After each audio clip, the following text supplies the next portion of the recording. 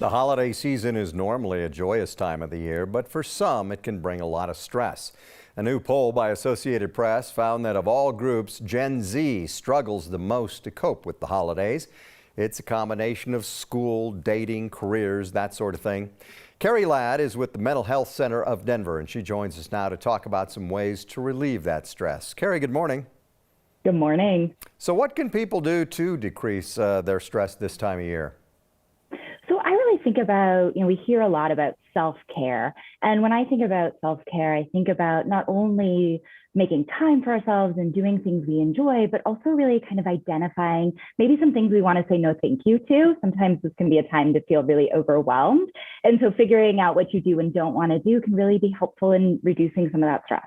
Yeah, I think so. What about people who may be prone to depression or even grieving, and they chronically have problems with holidays and things like that? What should they do? Absolutely. I think preparing, really knowing in advance, hey, this is a vulnerable time for me, and kind of shoring up those resources, whether that looks like reaching out to friends and family and letting them know that this is a tough time for you, or reaching out to some of the array of mental health services we are really fortunate to have available to us in Denver, including our local mental health clinics, but also the Colorado Crisis Line. Yeah, I was going to ask you about that coming up, and we'll talk about that a little more in just a second. There are a lot of conflicts out there, obviously, political divides, vaccination status, you name it. And, families get together and you haven't seen your great uncle in years and may not know how he feels about some of those things. What do you do about that? Great question. So again, it kind of goes back to setting some limits. So thinking about what you do and do not feel comfortable talking about, and really kind of making a commitment to yourself about what you do and do not want to engage in.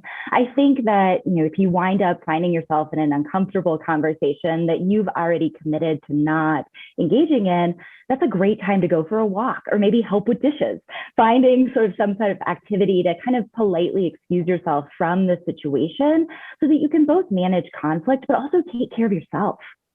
I think that's a great idea.